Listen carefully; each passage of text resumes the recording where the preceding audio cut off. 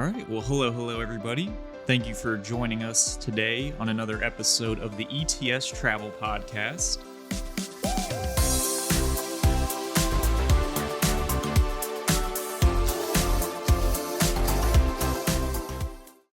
This is episode 7 now. We're going to be talking today about Athens. So we got a lot of great information. I do also want to thank you all for the engagement, the podcast. We've got a lot of great feedback on this podcast, so it definitely makes it worthwhile to get your feedback and hear from you directly as the listener. And I'm John Kavar, of course, and I'm joined here by Bethany Barbary. We're your ETS sales team here. It's always a pleasure to give as much information and knowledge as we can to our travel advisor community. And today, we're going to be covering Athens. It's obviously one of the most relevant biblical sites that we visit, and also very fitting, too. We're well into the month of September now, and this is the time of year where we see a ton of these Greece tours and cruises operate. So it's very fitting to cover Athens at this time, given the the huge influx of people that we have going and coming, and we're almost at the end of September now. It's crazy to think we're here, but we usually see September, October, November, usually in the early part, is a very heavy time for the cruises and the tours for Athens and Greece in general. So without further ado, we'll go ahead and get right into some facts about Athens, and then I'll let Bethany, who is a wealth of knowledge about everything faith-based travel, go into a little bit more detail about Athens as well. But just a couple of items about Athens that you might not be familiar with if you're not particularly familiar with the destination. So 5 cool facts about Athens here is it's technically the birthplace of Western civilization. It's created a melting pot of religious ideas. So many parts of the Bible reference Athens, especially the book of Acts. And then also, of course, democracy and philosophy as well. We all know, philosophically speaking, we've all heard of Socrates. We've heard of Plato and Aristotle in school growing up and everything. So there's such a rich history of a philosophy there in Greece as well. And then also the Western intellectual thought. There's so much that has come from the Greek culture in general, even here in the States and all over the world. We have so much culture that is derived from Greece there. And then, of course, the goddess Athena, associated with wisdom and warfare, was the patron deity of Athens, giving the city its name and becoming a central figure in its religious life. And also, to this day, Athens is the capital and largest city of Greece and has been so for 3,400 years. I mean, when you think of Greece, I think really the first thing that comes to mind is Athens. You have the Olympic ruins there. So much history in Athens, and after a quick commercial break, we want to get a promo out here for you, and then after that, I'm going to let the expert take over here, and then go over a little bit more about Paul's ministry in Athens there. So after this quick break, retrace the journeys of Paul during a life-changing cruise and discover the early church's growth. Hop aboard award-winning cruise lines like Celebrity, Royal Caribbean, and Norwegian as you travel the sparkling waters of the Mediterranean. Then step ashore and experience included exclusive shore excursions, led by expert guides, where guests will delve deep into sites central to Paul's ministry. Guests will return home with a renewed sense of understanding as they read the Bible, with Ephesus, Corinth, and Athens popping off the page. Many Journeys of Paul cruises also feature a keynote speaker or artist, primed to magnify the journey with their knowledge, expertise, and inspiration.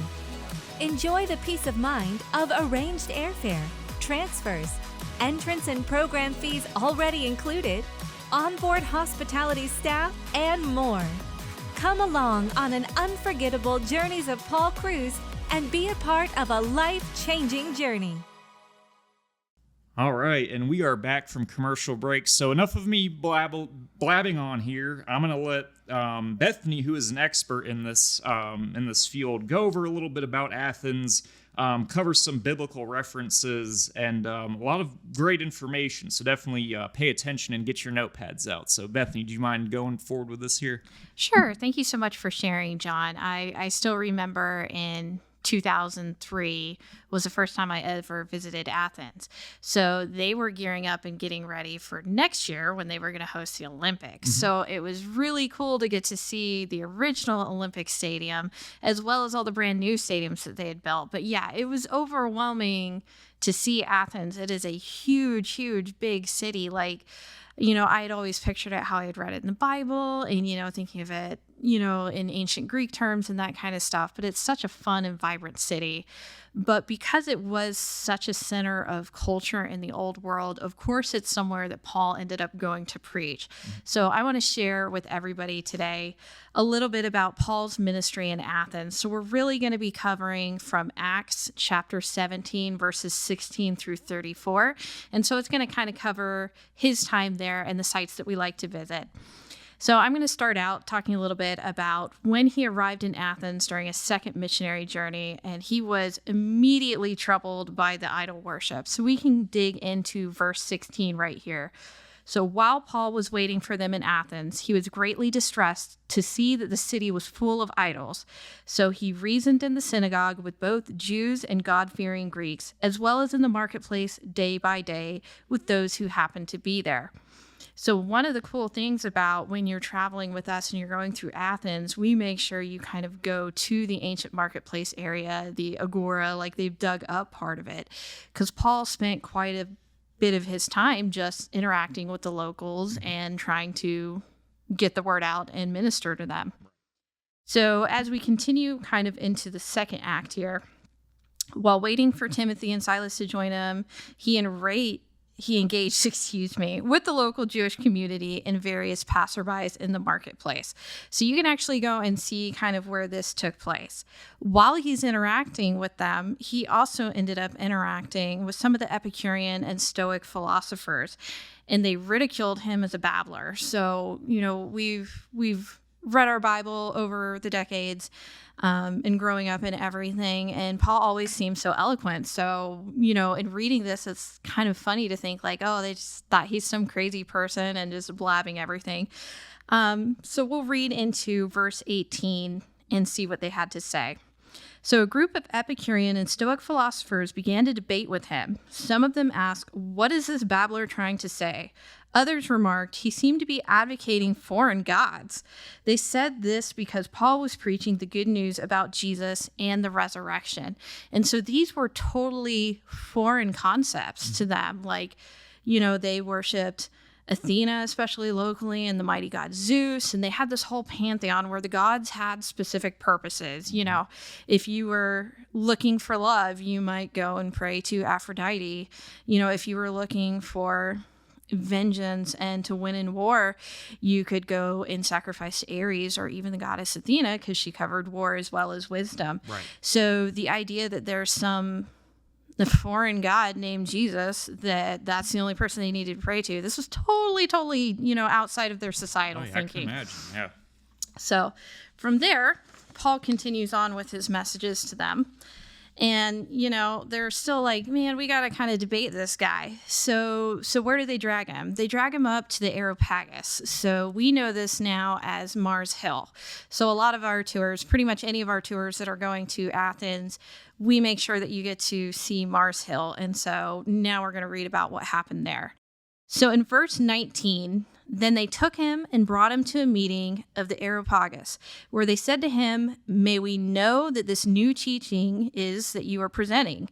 You are bringing some strange ideas to our ears, and we would like to know what they mean." Going into 21, all the Athenians and the foreigners who lived there spent their time doing nothing but talking about and listening to the latest ideas. So this was kind of like the marketplace of ideas. This is where the philosophers went to hang out and debate and discuss. So Paul goes there and he stands up in this meeting and says, "People of Athens, I see that in every way you are very religious. For as I walked around and looked carefully at your objects of worship, I even found an altar with this inscription, 'To an unknown God.' So you are ignorant of the very thing you worship. And this is what I'm going to proclaim to you.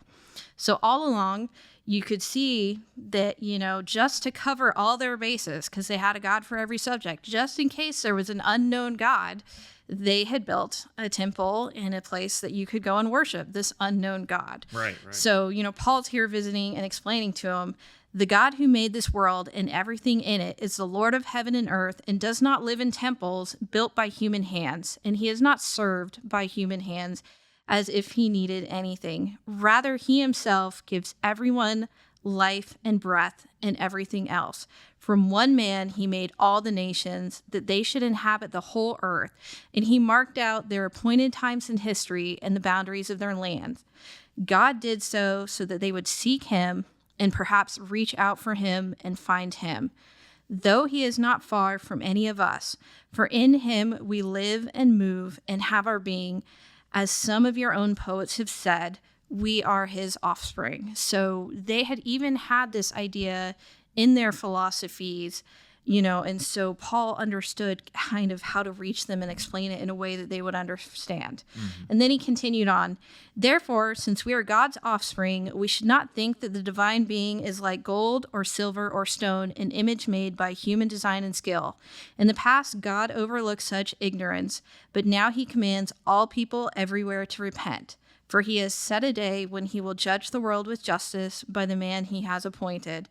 He's given proof of this to everyone by raising him, meaning Jesus, from the dead. When they heard about the resurrection of the dead, some of them sneered, but others said, we want to hear you again on this subject. At that, Paul dropped the mic and left the council. So as a result of him speaking on Mars Hill to all of these Athenians assembled, he actually managed to get a few converts. So this include Dionysius of Perigate and a woman named Damaris who became believers. So when we're visiting Athens and you're seeing these sites and the guides are explaining what happened here, or you do a time of devotion, it's amazing to stand in the place you read about in the book of Acts and kind of see the scene in your head about Paul trying to debate all these philosophers and all these disbelievers and kind of use their own religion that they had to try to explain to them about the one true God. Of course. I think that's fascinating because as Christianity took shape in Greece, we've all seen the movies about the Greek gods. I think of the movie Troy with Brad Pitt, where they're always referencing the gods and all of that. So the idea that the locals had, when Paul was going over this idea and how Christianity took shape over there and everything, it was probably very strange for the locals to say, hey, we're praying to all these different gods, maybe for different reasons, and then to have that, just form to just praying to, one Lord and Savior was probably very, very different. But like you said, that's the spot where really that idea really took so much shape and really formed with the people there. So. Yeah, that's one of the coolest things about kind of Paul's legacy that still continues today is like eventually you had the Greek Orthodox Church become the dominant religion in all of Greece, and it's centered and headquartered still in Athens, and early Christians actually took a lot of the pagan temples and turned them into churches. Right. So without the ancient Athenians having built them and, kind of taught their people already to be worshipful and have a religious ideal, someone like Paul just going there, and if they didn't already have a concept of religion and philosophy, it really would have just gone over their heads, and they wouldn't have had a place for him to already kind of plant the seeds. Exactly. Yeah, definitely be a foreign subject for what they were used to over there. And then, like you said, Athens, as time progressed, it became the headquarters of the Greek Orthodox Church. And a little bit more about the key locations to visit in Athens, related to the scriptures, related to Paul's journey. As you know by now, working with us, our main Greece itineraries are named the Journeys of Paul for this specific reason. So a couple other destinations or key locations that we visit related to these scriptures is the Agora this is where Paul debated a lot of the non-believers at that time. Oh, sure. In the marketplace, and he was reaching out his people, just hanging out while he was waiting for Timothy and Silas to show up. He wasn't going to miss an opportunity. Oh yeah. No, it's I'm sure he had so many objections and interesting debates that I wish we could go back in time to hear those for ourselves there. But we have to read it through the scriptures. That's as good as it's going to get there for sure. And then of course Mars Hill, super cool place to visit and kind of take yourself back into time and just imagine how it was back in those days there. And then, of course, Piraeus. Piraeus is the port in Athens. It's the large port city where Paul likely entered Greece and then continued on to Athens a little bit further away there. Because another thing, too, is our journeys of Paul tours, most of them, they're able to be paired with the Greek Isle cruise extension, too. So that's another great thing that we have available there. Of course, it's a...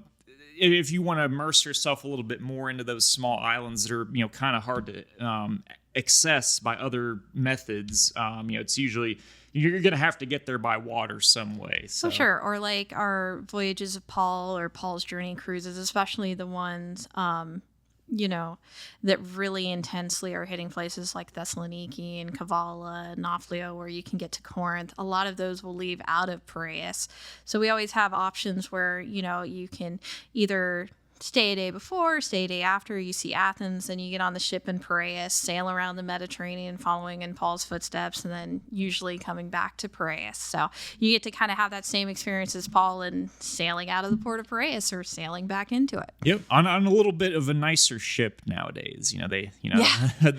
Definitely different from the times of Paul. And they definitely don't crash as often as Paul's ships seem to crash. Thankfully, yes. Thankful for technology, and the Lord has equipped so many great people with the knowledge to build these ships so great and to avoid situations that otherwise were unavoidable back in those times there. So definitely thankful for the Lord for that. And Piraeus, of course, it's beautiful. Just I could imagine, looking out your window and, being on your balcony, if you have one on one of these cruises, especially, when we're talking about the larger ocean liners, it's more available there. Just overlooking Piraeus and just taking yourself back into the history that has happened there. It's so powerful and it's so moving. And that's why the journeys of Paul in Greece, I would say that's probably the second, most popular tour that we offer, maybe even first as of right now. Sure. Right now, it's definitely taken the number one spot. But traditionally, a lot of people that are first-line travelers with us, they'll start out going to the Holy Land because they want to walk in Jesus's footsteps. And then, the next kind of natural thing is to continue through the New Testament. And you get to the book of Acts and following in Paul's missionary journeys as he took the Christianity that he learned about in Syria, right outside of, Israel, into the Euro-Asian continent and, going up through Turkey after going through Syria and kind of the Lebanon area and then spreading it into Greece and then ending up in Rome where, he was martyred along with Peter. So, it's really kind of natural that that's the second most popular thing we do is doing the Journeys of Paul programs because it's just a very natural fit. You go to the Holy Land and then you continue the story through the book of Acts. Absolutely. That's the great, probably the best thing about faith-based travel is there's just so many paths you can follow along. And, like you said, starting with a traditional Holy Land tour, and then it just leads to so many other opportunities, doing Greece and maybe even Greece and Turkey and other destinations. So definitely want to thank you. If you guys ever talk to me on the phone and you're like, hey, this guy John kind of knows what he's talking about, it's mostly because of her. All the conversations and the questions I have, you definitely do a great job of explaining things and dumbing them down for people like me that are, not as equipped there. So thank you for that. So this is going to wrap up this episode here. We hope you enjoyed it, learning a lot about Athens and learning a little bit more about faith-based travel in general. We definitely appreciate your viewership and listening to us here. Without you, our valued listeners and our valued travel advisors, stuff like this isn't possible. We really have a great time doing this. And just your support and everything means a lot. We definitely appreciate the comments and the calls that we've been getting and the emails, and it makes us feel good about what we're doing here, and it makes doing this worthwhile. So we definitely appreciate your support on that. So without further ado, we'll see you on the next episode here. And in the meantime, hope the Lord blesses you, keeps you well and safe, and you have a great day, whatever day you're listening to this here. All right, goodbye, everybody.